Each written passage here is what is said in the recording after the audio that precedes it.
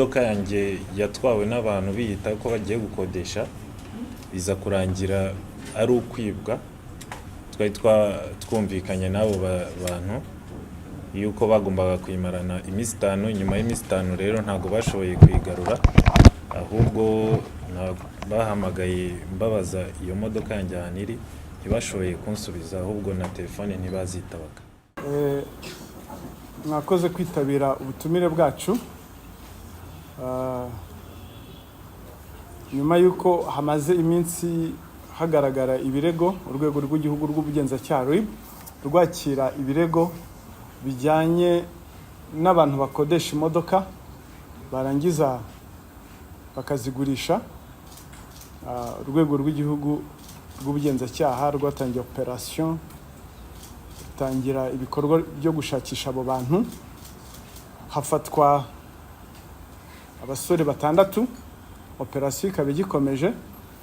Bari abagabo ubona mumaze kugaragarizwa 6 nibo bafashwe muri iki gikorwa. Hakaba hari n'imodoka enye kugeza ubu ngubu zimaze gufatwa, zibwe muri ubwo buryo. Ni imodoka z'abantu batandukanye, bakaba barazisubijwe uko ari enye. Ni imodoka zakodeshwaga n'abari abantu bakagenda bakazigurisha n'abantu bashingiye ku byangombwa by'ibihimbano. Abafashwe rero ko ari 6, umwe yitwa Ngoga John, akaba ari we master planner, akaba ari umuyobozi w'iyi groupe y'abantu, kagatsiko, agafatanya cyane n'uwitwa Mudatsikira Innocent, ariko hanze aha ukoresha amazina y'amahimbano ku ndangamuntu y'impimbano yitwa Cyusa Brice. Akaba nawe yarafatanyije na Ngoga John mu gucura uyu mugambi wo kwiba imodoka baciye mu buryo bwo kuzikodesha. Hakabaho n'uwitwa Dushimimana Naklet uzwi ku izina rya Dani. Uyu Dani akora hariya mu mujyi wa Kigali, akaba ari we wacuraga ibi byangombwa, iziranga muntu mubona hano, dore na kashe ndetse na carte jaune z'impimbano. Akaba ari wabicuraga yifashishije imashini.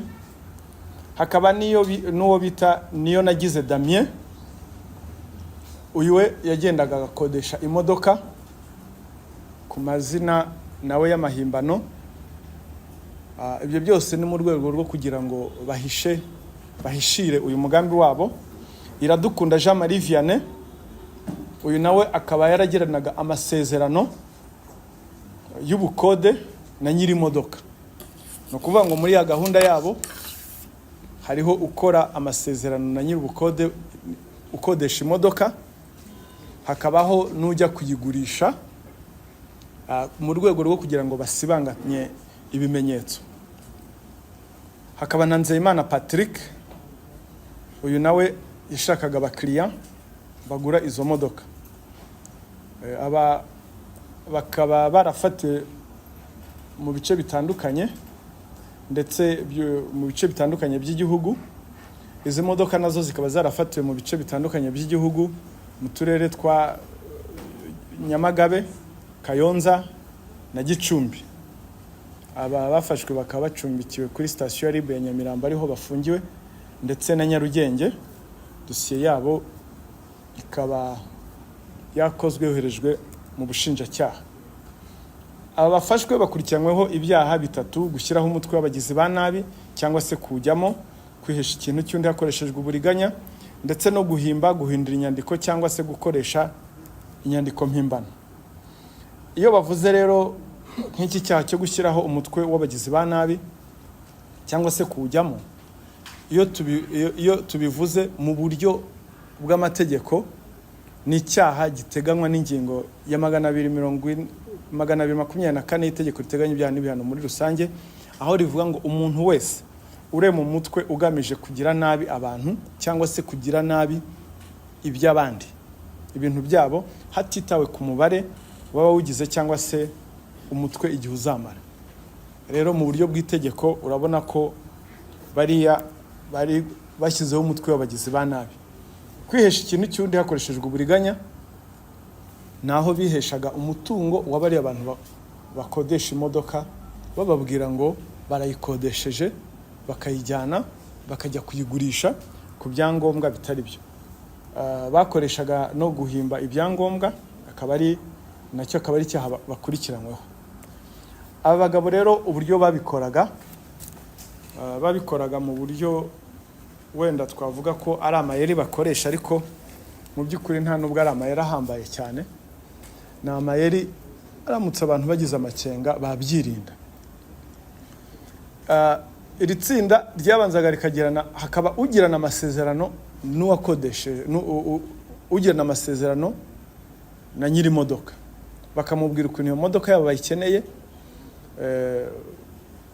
bayikodesha mu gihe cy'iminsi 5, bakaba bamuhaye avance, ndetse bakamushukisha n'amafaranga yo kuvuga ati bufashe n'ibihumbi 100 ku byerekeranye na kamera, ntugire impungenge.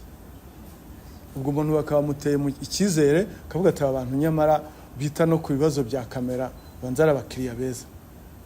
Ubwo ngubwo ariko imodoka bayikodesha hari abandi already bamaze kubona abakiriya aho bagurisha, ndetse na ya modoka nayo ubwayo babanje, ya modoka na nyirayo babanje kuyishakaho amakuru ahagije bayafite, ku buryo bajya kugura n'umuntu bazi n'ubwoko bw'imodoka.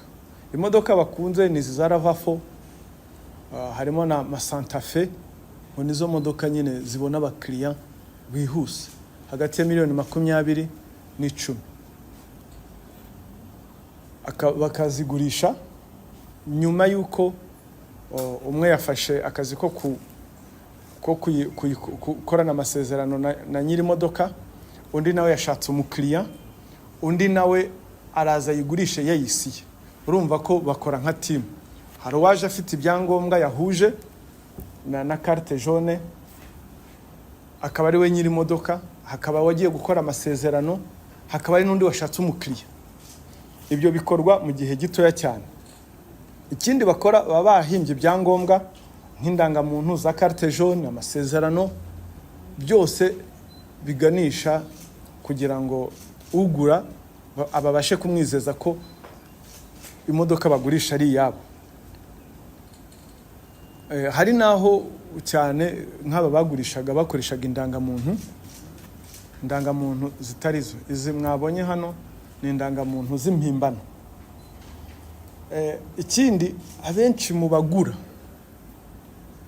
nabo bizezwaga ko bagiye kugura imodoka ifite igiciro cyiza, idahenze, nawe rero akagwa muri wa mutego wo kuvuga ngo agiye kugura imodoka nziza kandi ku mafaranga makeya. Aho rero niho haba hakenewe ubushishozi mu bijyanye rero n'ukuntu bahimba amazina.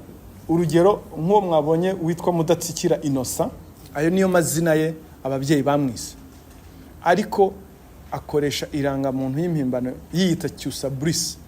Ni indangamuntu mu by'ukuri uramutse unashishoje ukayitegereza ubona ko ari impimbano, ari incurano, ariko kwa kudashishoza kw'abantu na kwa kundi baba bamwijeje ko afite imodoka kandi ariye, umuntu agatwarwa na kwa kuntu kw'igiciro gitoya. Uyu yagurishije imodoka izo gufatirwa Kayonza, hari aho yayigurishije yitwa Cyusabrisi, ahandi Cyusabrisi ni izina ry'irihimbano, waravuga ngo ni izina ry'akazi. Ubundi amazina y'ababyeyi bamwise ni Mudatsikira Innocent. Hari aho rero yagurishije imodoka yitwa Mudatsikira Innocent, naho yitwa Cyusabrisi. Mwababonye ni abagabo bashikamye basa neza,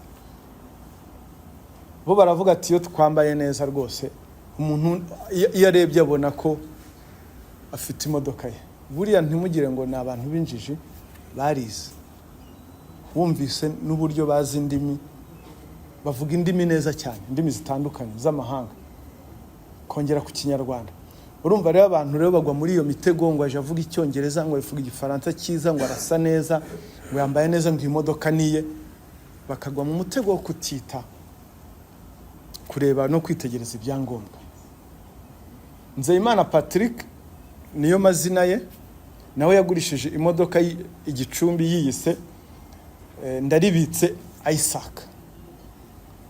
Ubu hari abantu bazi ko yaguze imodoka n'uwitwa Ndaribitse Isaac. Uwo Ndaribitse Isaac ntabaho. Mu by'ukuri niba hari utwumva harozi ko yaguze imodoka n'umuntu witwa Ndaribitse Isaac, waguze n'umuntu utabaho. Amazina ye yenyewe ni Nzeyimana Patrick. Kimwe n'umuntu waguze n'imodoka ya Cyusa Bruce, waguze n'umuntu utabaho. Amazina ye Camille, amazina y'ababyeyi bamwise ni Mudatsikira Innocent. Aba bose rero mu bafashwe no muri ziriya modoka enye zasubijwe ba nyirazo. Ba nyirazo bamwe bumvaga urwego rw'ubugenzacyaha rubahamagaye ati imodoka yawe twayifashe yaribwe, terekada kigiye narayikodesheje. Baje gutungurwa. Ukuvuga ngo hariho ahantu hamwe ubu ngubu tuza kugira inama abantu bakajya bashishoza. Niyo nagize Damien yiyise Masengesho Jean Bosco amugurishiriza imodoka ku cyangombwa cy'igihimbano. Kugurisha imodoka y'umuntu yiyise amazina ye, bayigurishiriza Nyamagabe. Aba bose rero aya ni Amayeri bageragezaga gukoresha kugira ngo badafatwa. Ejo bakagurisha imodoka biyise amazina, ejo ni Cyusa Bruce, ejo ni Mudatsikira Innocent, ubundi ni Nzeyimana Patrick, ubundi Ndaribitse Isaac. Ayo nama yari yose bagendaga bakoresha. Rero ibyaha bakurikiranyweho ni byaha bitandukanye, bifite ibihano bitandukanye nabyo.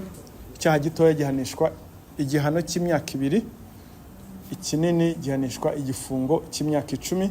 Ubwo ubucamanza nibwo buzagena igihano bazabaha bitewe n'ibyaha bazaba babahamije. Ubutumwa turatanga ubutumwa bwa mbere turabugenera abantu bakodesha imodoka. Abantu bakodesha imodoka turabagenera ubutumwa mu buryo bwa rusange. Twavuga ko bagomba kugira amakenga. Iyo tuvuga amakenga hano ni ugushishoza, nta kindi tuba tuvuga. Gushishoza niko kugira amakenga, nicyo dusaba abantu. Ntabwo umuntu uje akubwira imari ishyushye, uje akubwira igiciro gitoya, ujye wibaza ariko umuntu impuha mfitiye n'izihe. Barasabwa kugira amakenga mbere yo guha umuntu imodoka yawe ngo ayitware.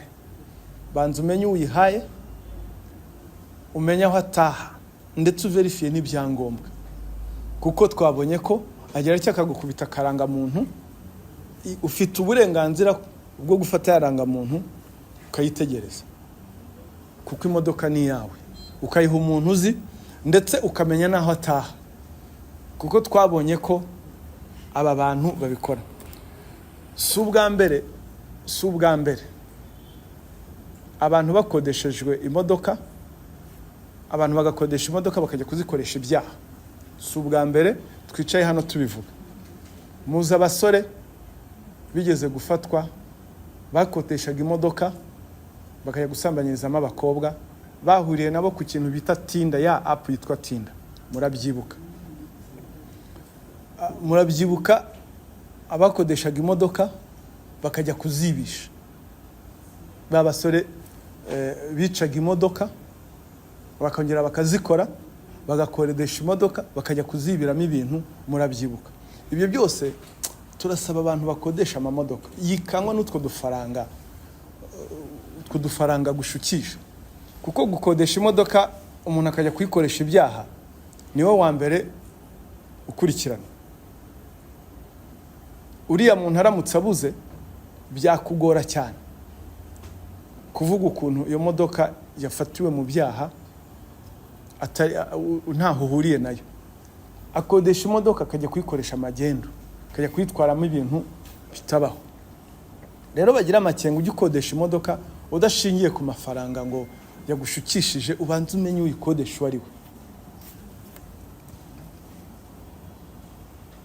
ikindi noneho rero abagura imodoka nka bari abantu baguze imodoka izo enye, hari n'izindi zigishakishwa, ubu ngubu barahombye, baguze n'umuntu utariwe.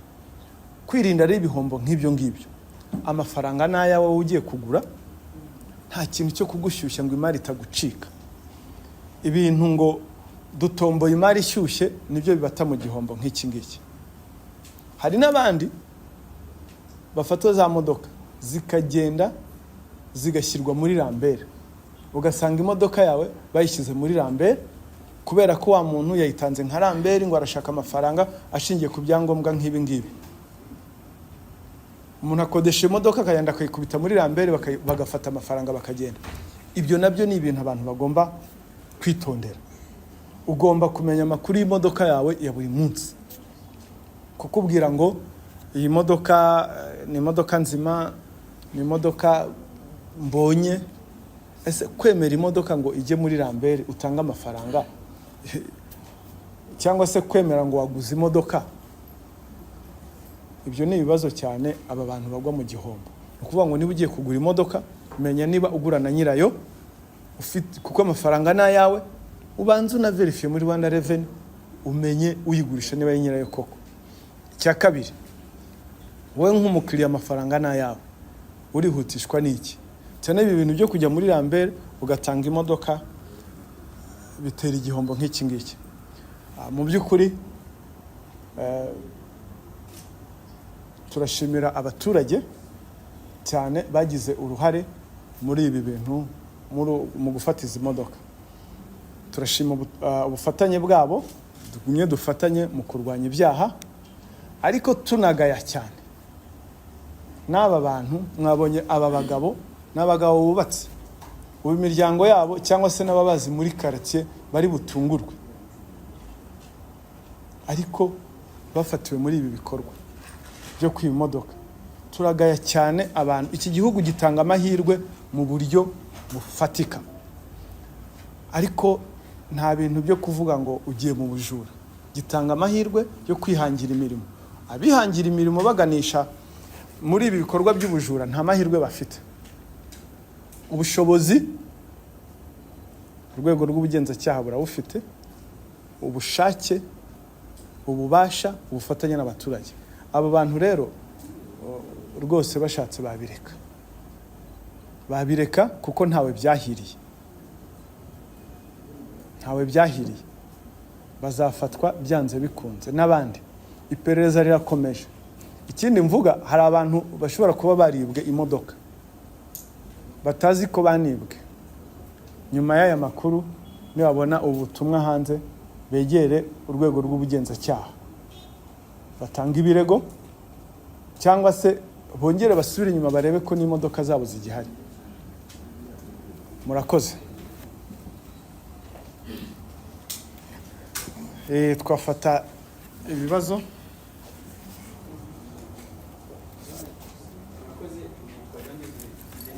Kugaragara kandi waragaragaye. Hari dushingiye wenda dufashe n'ingero za vuba, nk'abo duherutse kwerekana muri buriya bujura, bari abantu batekeraga imitwe abacuruzi. Ngira ngo twari turi muri iki cyumba. Nyuma yo kuberekana, hari abantu twakiriye amakese menshi cyane y'abantu bibwe, ariko bari barabuze ngo ninde wanyibye. Akimubona ahita avuga ati uriya niwe wanyibye, bahita baza batanga ibirego. Wenda hari ikintu, urakoze cyane kuba uzanye icyo kintu. Umusaruro uraboneka cyane mu bijyanye no kumenya amayeri mashyashya yo kwirinda ibyaha. Icya kabiri nuko hari abantu mu rwego rwo gukumira, birafasha mu rwego rwo gukumira, kuko bazi neza ko iyo yibye bitarangira aho ngaho afatwa. Ikindi, abaturage baratekana kumva ko n'igihugu abantu nk'aba ngaba biba bafatwa.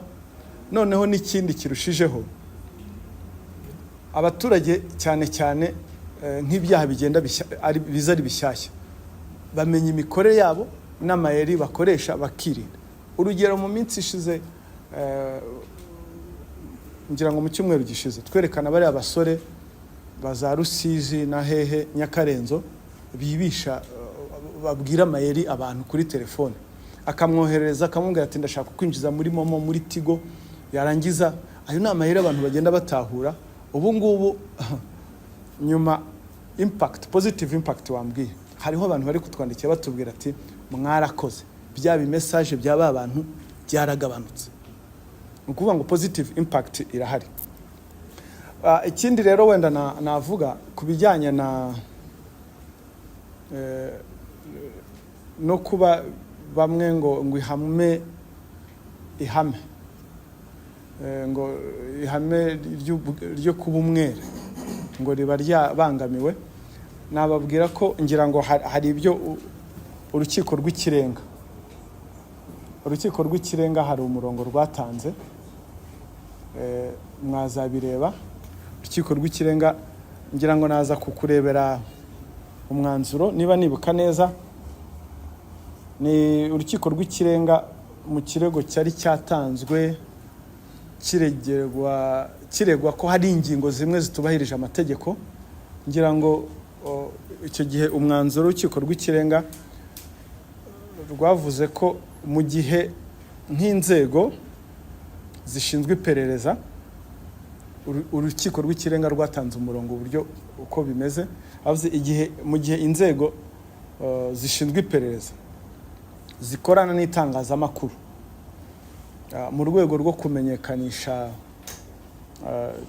kumenyekanisha rubanda iby'iperereza, ibyavuye mu iperereza, bigomba gukorwa mu buryo bwubahirije amategeko, ariko ntaho bivuga ko ryahame riba ryabaye violated. Ngira ngo icyo ngicyo cyumvikane. Washaka nyine detaye yajya kureba imyanzuro y'urukiko rw'ikirenga, detaye zirahari. Ni urubanza rwabayeho kandi ruri muri domaine publique. So ngira ngo rero ntibikuriye kugibwaho impaka, kuko hari abo twumva bagenda bajyaho impaka. Ntabwo urwego rw'ubugenzacyaha ni urwego ruhari kugira ngo amategeko yubahirizwe mu nyungu ya rubanda, mu rwego rwo kugira ngo rubanda batekane, barindwe ibyaha. So ngira ngo wenda izo debate zigenda zibaho, hariho abazivuga nyine muri bwa bwisanzure bwo gutangaza ibyo batekereza, ariko mu gutangaza ibyo utekereza nibura ugaragaza ubuhanga, ushingire ku itegeko, kuko burya iyo witwa influencer uba uri influencer, so ugomba ku-influencer positively. Biranasebye cyane buriya iyo ugiye ukajya gusobanura itegeko utanaryumva, abantu bakubonaga nk'umuhanga, aho ngaho bituma bagucishamo ijisho. Ntabwo ari ngombwa. Rero ni byiza ko nukora debate ku mategeko ushobora gushaka reference, ushobora no kubaza umunyamategeko akakugira inama mbere yo gutegura cya kiganiro, aho kugira ngo ujye kuvuga ibintu utumva kandi witwa influencer. Sibyo? Murakoze cyane. Murakoze. Nitwa Zibwe mu bihano twumvise bigenewe bareba banasobanuye n'ibyaha, nta gusubiza igiciro cyangwa amafaranga bagushije izo modoka biri. Ubwo umuntu rero yiguze azi ko ibyo byangombwa ari ibya nyabyo, ko nta buhanga w'umuturage bisanzwe bifite bwo kureba niba ibyangombwa ari byo cyangwa atari byo. Ubwo ntibazabigenderamo bari baraguze izo modoka. Reka wenda mbanze ngusubize. Buriya umutekano w'ibintu by'umuntu ni inshingano z'umuturage bwa mbere. Niba waragize ubushishozi bukeya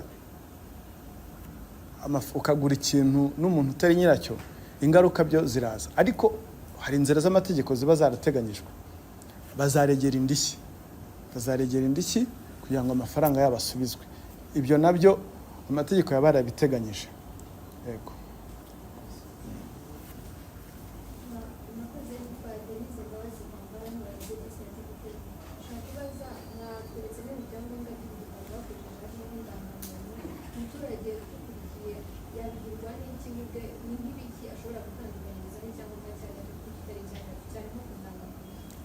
Azabanza afata irangamuntu ye, azi ko ari original, ajya kompara n'indi, kuko hari itandukaniro rwose, urabireba ukabibona. ndetse no gushidikanya kuki utabaza wirebera ku indangamuntu erega baza naho uwo muntu atuye umenye ubaze n'abamuzi ntabwo birangirira ushobora no kuba ufite irangamuntu ariko ari umuntu nawe udafite adresse izwi ibyo nabyo ni ikindi kintu ugomba kugira ukuvuga ngo kugira amakenga ntibirangira kureba ku irangamuntu gusa menya aho atuye umenya aho wamubariza umenye nabo wamubaza personne de référence sibyo ntitwajya dufata abaturage ngo twumve ko ari abantu bari fragile batazi ibintu bari inshingano zabo gucunga ibintu byabo kuko ingaruka nibo zigeraho bwa mbere so ni byiza rero ko nabo bahugurirwa ko bagomba kujya bafata iya mbere basuzuma kuko amafaranga n'ayawe igihe ugiye kuyatanga ugomba kumenya uyahaye sibyo ukamenya uwo muguzi.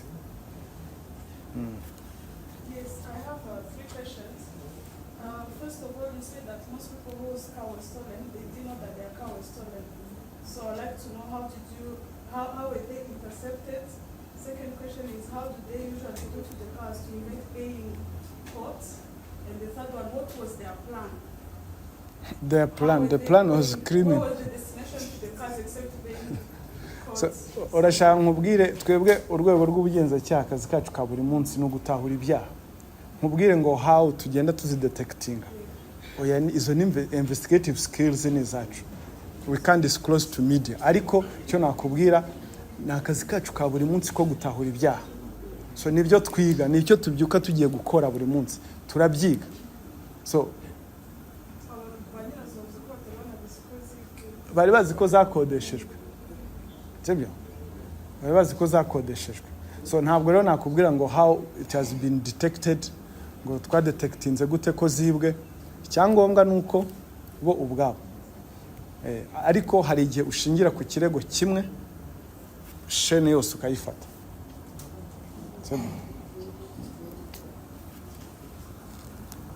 urakoze cyane Dr. Ndagira ngo profit uyu mwanya ugere n'ikindi kibazo mbabaza kijyanye n'ibimaze iminsi bihangayikishije abantu ku mbuga nkoranyambaga tumaze iminsi tubona ikintu kimeze nk'amarushanwa yo kwamamaza cyangwa se gusakaza amashusho y'urukozasoni ku mbuga nkoranyambaga sinzi niba ari mubibona ese niba mubibona mubivuga b'iki cyo kintu Dr.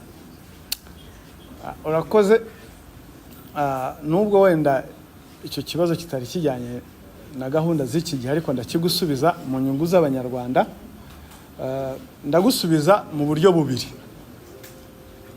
nka RIB turabibona cyane ni imyitwarire igayitse nta bunyangamugayo burimo ndetse ibyo bikorwa bimwe bigize ibyaha ibyo abantu barimo nk'uko wabyise ngo ni amarushanwa koko urabona biteye isoni biragayitse nka RIB rero turabibona hari ikiri gukorwa ubundi buryo numva nagusubizamo bwa kabiri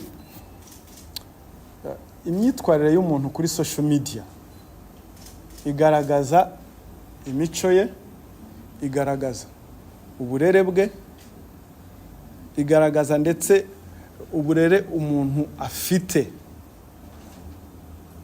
imyitwarire ye ni ikigero cyiza cyo kureba umuntu ikigero cy'imitekerereze ye afite burya rero ngira ngo imyitwarire kuri social media izahita ikugaragaza nyine uwo uriwe so turabibona biragayitse harimo ibiri gukorwamo ibyaha kandi hari ikiri gukorwa kuko bigomba gucika byanze bikunze. Murakoze.